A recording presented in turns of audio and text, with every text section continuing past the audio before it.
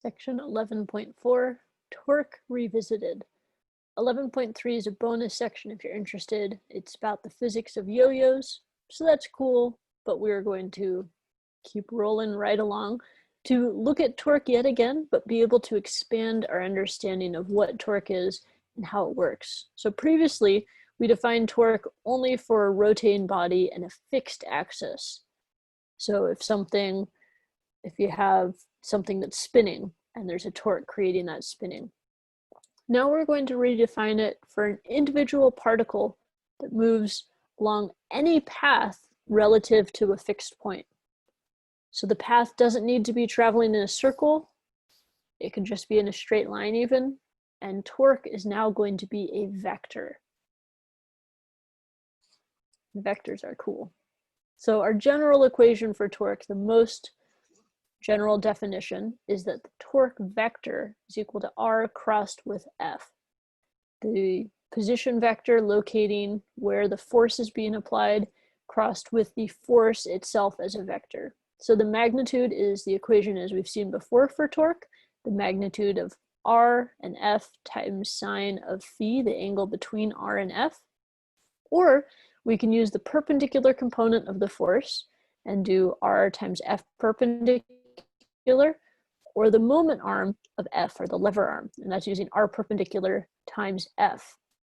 And all of these would give us the magnitude of the torque. So these equations are familiar. Perhaps the newest part is that we can use the cross product to get the torque. And because it's a vector, it does have a direction. So for the torque's direction, we're going to determine that with the right-hand rule.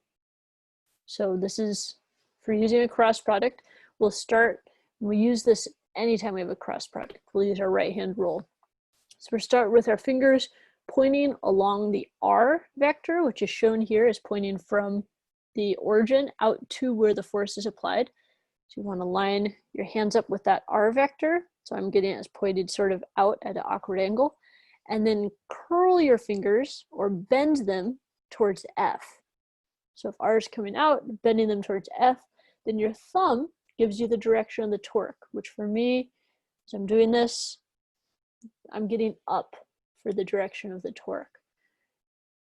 That note that because it's a cross product, torque will always be perpendicular to the R and the F. So since R and F are drawn in the XY plane, torque is going to have to be purely in the Z plane. So it could only be positive Z or minus Z. And in this case, because we're going from R to F, it is in fact going to be positive Z, which is shown here with the green arrow.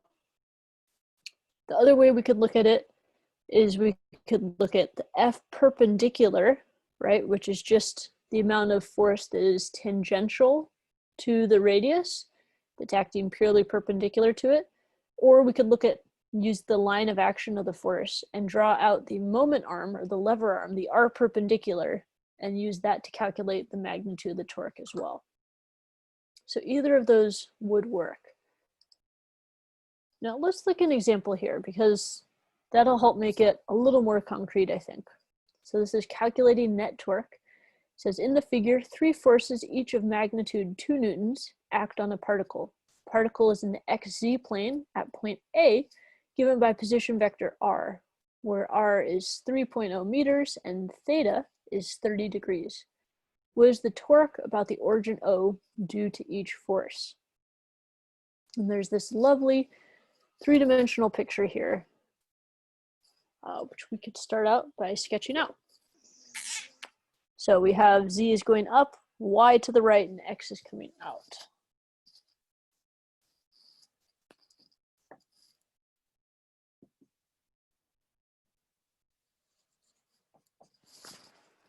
And then point A is up from the origin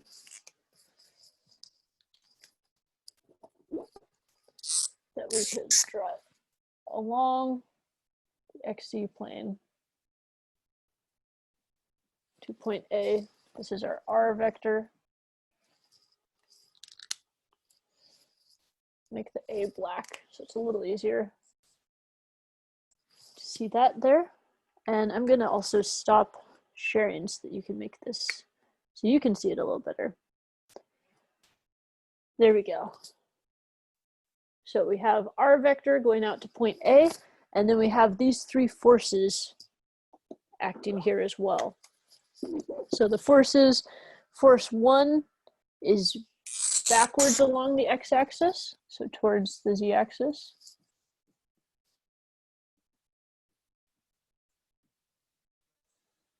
And then force 2 is going straight down towards the x-axis.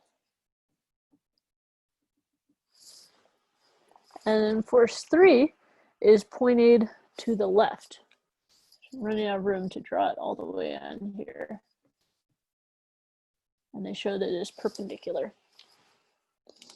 And we want to find the torque about the origin, where the origin is just at the center there, due to each of these forces.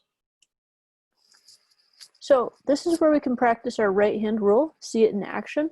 I'm going to focus on each of these at once, and rather than trying to keep this three-dimensional drawing, which is pretty hard to work with, I'm going to instead shift to a two-dimensional view.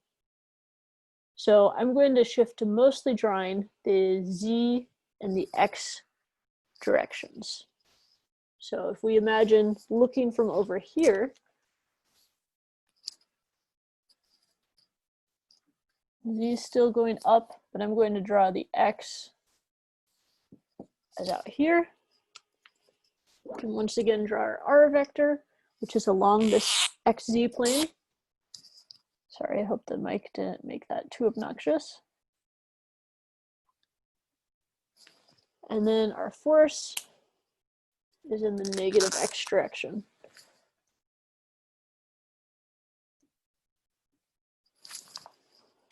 All right, so first figuring out the direction of this torque,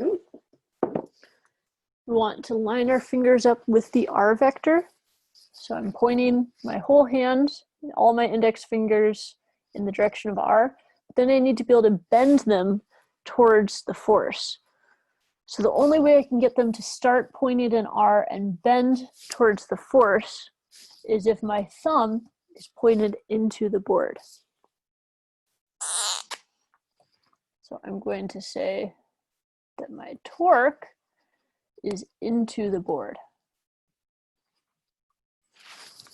Where remember the x is the arrow flying away from us, going into the board.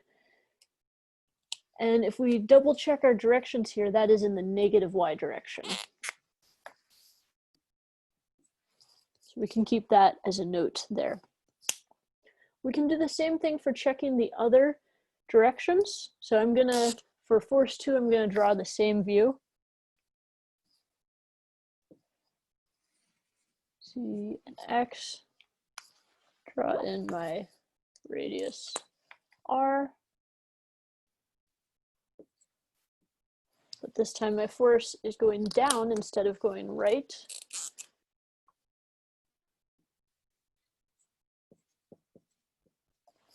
And so if we use our right-hand rule on this one, we start again with our fingers pointing in the direction of r, but now instead of bending back and over like we did before, we need to be able to have them point in r and bend down. And so the only way I can convincingly do that is if I start with them pointing towards r, bend down, my thumb is pointing out of the board. So that will be a dot for the arrow flying out at us. And that is going to be the positive y direction. It is the opposite direction. Okay, so this is looking pretty good. For my last one, I'm going to stick with the same view actually of using x and z, but I'm going to draw my force 3 as pointing into the negative y direction.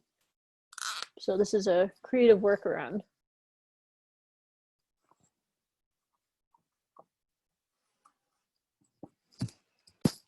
We have z and x there.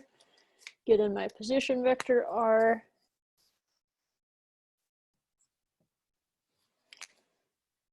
And get the force going in the negative z direction.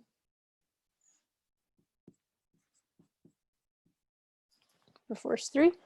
And we can now try this out with our right-hand rule. Same as before, lining all our fingers up with r, but then bending them towards F3, which in this case is going into the board. So if I start with my fingers pointing up along R, bending in towards the board, then my thumb is left at this angle, which has to be perpendicular to R.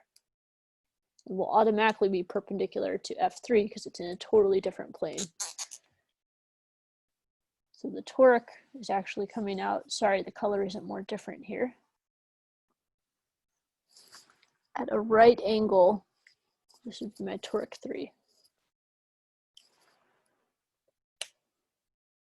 And so that shows us how we can get the direction of the torque for these 3 examples: torques 1, torque 2, and torque 3.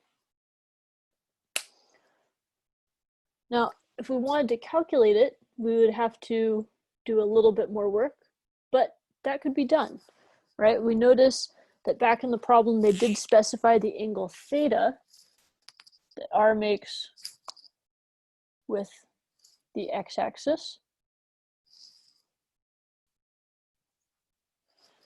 So we have that angle, and with that, we can figure out the magnitude of each of these torques. So let's see, I want to make sure I stay on the board. So for magnitude, here we don't have an R perpendicular or F perpendicular. We could calculate it, or we could use our full equation that the torque is equal to R times F times sine of phi, the angle between them, because we know R and F, they gave us those magnitudes, that R is 3.0 meters, F is 2.0 newtons for each of them. So then we just have to figure out that angle. And if we can figure out that angle, then we're set for bear. So we notice with this very first one that R is pointed up and then going around to F, that will be our angle phi. And so that's very similar to theta. It'll actually be 180 minus theta to be most correct. So R times F times sine 180 minus theta. And that will give us torque 1, again with that direction of the negative y direction. Similarly for torque 2, we can get it, the magnitude of it, with R times F times sine of the angle between. And notice here we have a triangle forming. So that's really useful.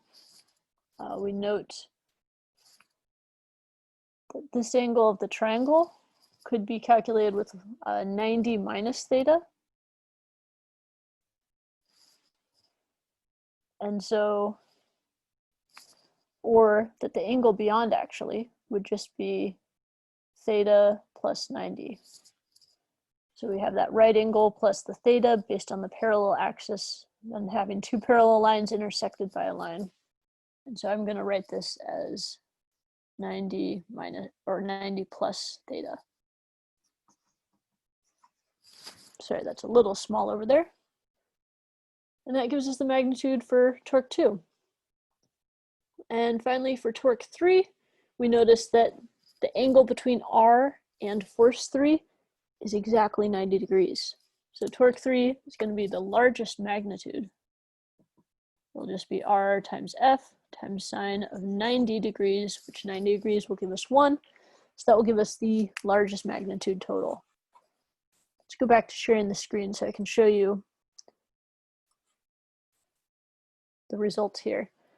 So here's a picture that shows the right-hand rule for each of these, and the final results of torque 1 being pointed in the negative y direction, torque 2 in the positive y direction, and torque 3 in this third direction of a combination of the x and the z directions with the largest magnitude of all the 3 torques. There's more details in the book. If you have any questions with plugging and chugging on the calculations here, I'm happy to help with that, but I just wanted to demonstrate at least finding the torques for each of these. And if you wanted to combine all 3 of these, you could write it in vector form, like unit vector notation. That'd be a great way to get the overall resultant torque. Okay, we will wrap up there, but please feel free to ask questions as you have them.